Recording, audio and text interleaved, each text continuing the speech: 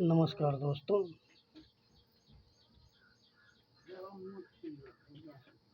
Good morning, सलाम, सत श्री अकाल। कल के वीडियो के बाद हम आज पुनः अपनी बात को आगे बढ़ाते हैं। प्रेम न बाड़ी उपजे, प्रेम न हाट बिकाय, राजा प्रजा जहि रुचे, शीश दे ले जाए। मतलब शीश देने का कि झुक जाना, झुक जाने का मतलब समर्पित हो जाना। किसके लिए? अपनों के लिए। दिल से झुक जाने पर इसका एहसास पशु पक्षी भी करते हैं, या गलत संगत में पड़े हुए लोग भी इसका एहसास कर लेते हैं। कोई भी प्रेम की भाषा समझ जाते हैं। यह एक मूक भाषा है। जिस प्रेम को वाल्मीकि ने उस समय के रत्नाकर ने समझ लिया था, जिस भाषा को अंगुलमाल जैसे लोगों ने भी समझ लिया था, जिसे सांप जैसा खूंखार जानवर भी समझ लेता है। यह प्रेम या तो अपनों के लिए पनपता है, या सामने वाले से डरकर भी थोड़ा पैदा हो जाता है। लेकिन यह बेबसी का प्रेम सार्थकता की ओर नहीं बढ़ता। जिन्होंने इस बात को लिखा कि भय बिन होए न प्रीत, भय के प्रेम में संशय स्वतः ही अपना स्थान एक कोने में ले लेता है। जो संशय के साथ समर्पण तो कर दे, पर सार्थक प्रेम नहीं हो पाता। उसमें स्वार्थ अपना स्थान लिए रहता है। कहीं से भी स्वार्थ प्रभावित होता है तो इस प्रेम की उम्र समाप्त हो जाती है। प्रेम तो विशुद्ध प्रेम वह है जो खुद को मिटा दे अपनी हस्ती, जो खुद ही अपनी हस्ती को मिटा दे, अपने महबूब की खुशी के लिए। यह है विशुद्ध प्रेम। जब प्रेम किसी के जिस्म से नहीं, अपने स्वार्थ से नहीं, प्रेम देने का नाम है, पाने का नाम नहीं। प्रेम पाने के लिए होता ही नहीं है।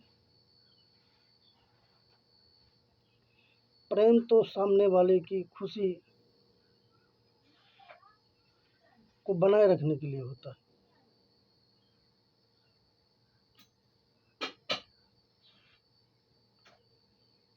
प्रेम देने का नाम है, पाने का नहीं। जब हम दाता बनते हैं, देने वाले बनते हैं, तो प्रेम का अथाह सागर हिलोरे मारने लगता है। हम दिन रहन प्यार बांटते हुए चले जाते हैं। यह उन लोगों के लिए भी होता है जिनसे संसार नफरत करता है, जिन्हें अपने दिल में जगह नहीं देना चाहता। वह लोग जो सदा ही दूसरों का बुरा सोचते हैं, उनके लिए भी पनपता है। उनको भी चाहता है कि ये प्यार के रास्ते पर चले, इसीलिए उनके लिए भी प्रेम पैदा हो जाता है।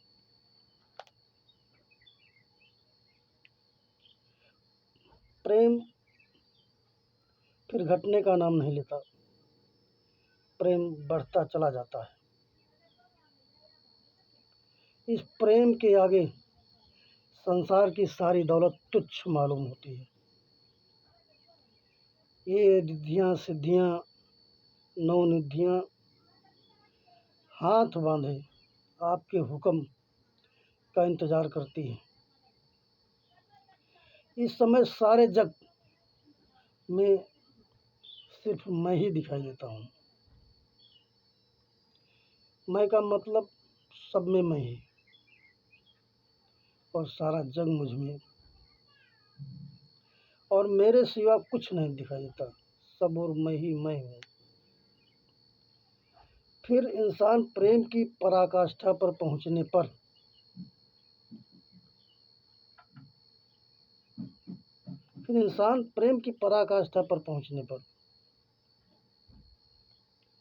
फिर वह साकार होने लगता है।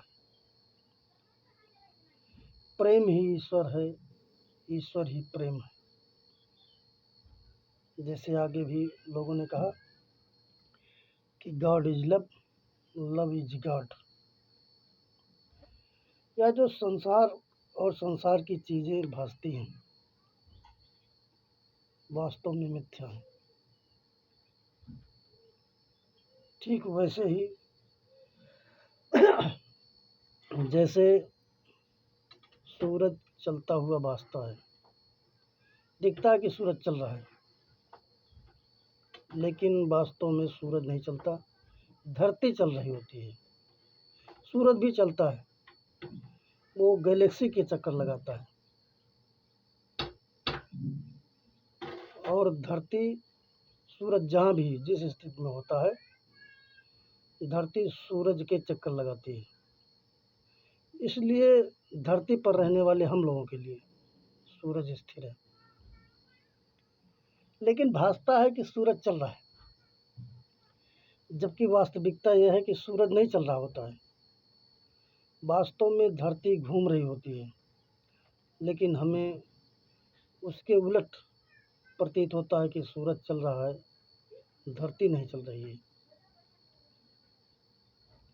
जैसे ये दिशाएं हैं, हमने मान्यता मान ली है कि सूरज जिधर निकलता है उधर पूरब है, तो हमारे लिए सूरज जहाँ निकल रहा है किसी और के लिए वहाँ पर नहीं निकलता है, तो उसके लिए वो पूरब हो जाता है और हमारे लिए शायद वो दक्षिण हो, शायद पश्चिम हो,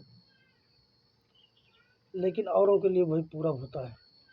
इसलिए संसार की जो चीज़ें हैं जो भासती हैं वास्तव में वो मिथ्या ही है।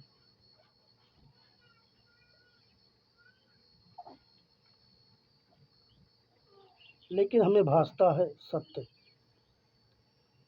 वास्तव में धरती चल रही है, धरती पूरे स्पीड से चल रही है। इसीलिए विद्वानों ने कहा कि ब्रह्म सत्य है, इस जगत मिथ्या है। प्रेम को पाने के लिए ऋषियों मनीषियों ने कहा है कि समर्पित हो जाना उस अपने आशिक के लिए, अपने महबूब के लिए। लेकिन इस संसार को साथ लेकर के चलने से ये क्षण मात्र के लिए हो पाता है, ये कुछ दिनों के लिए होता है। ये हमेशा के लिए तभी हो पाता है जब हम वास्तव में ईश्वर की कायनात से और ईश्वर से प्रेम करने लगते हैं, जिसे कुछ लोग सत्य मानते हैं, कुछ लोग असत्य भी मानते हैं। कुछ लोग समझते हैं कि ईश्वर नहीं है, लेकिन कुछ लोग ये समझते हैं कि ईश्वर है। जिन्होंने इसका एहसास किया है उनके लिए ईश्वर है, और जिन्होंने इसका एहसास नहीं किया है उनके लिए नहीं है। जीवन में जब ऐसी घटनाएं घट जाती हैं,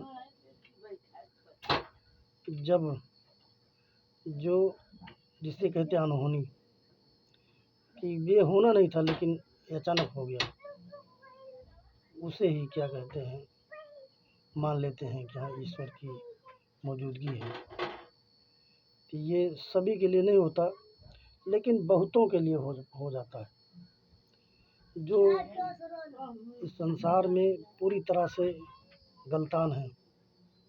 जैसे जो आग के सामने है वो ठंडक महसूस नहीं कर सकता, ऐसे ही जो पूरी तरह से संसार में विलुप्त है उसे शायद ईश्वर का भास न हो, लेकिन ज़्यादातर लोगों को हो जाता है। तो अपनी बात को, इस वीडियो को यहीं पर ख़त्म करते हैं। नमस्कार, जय हिंद।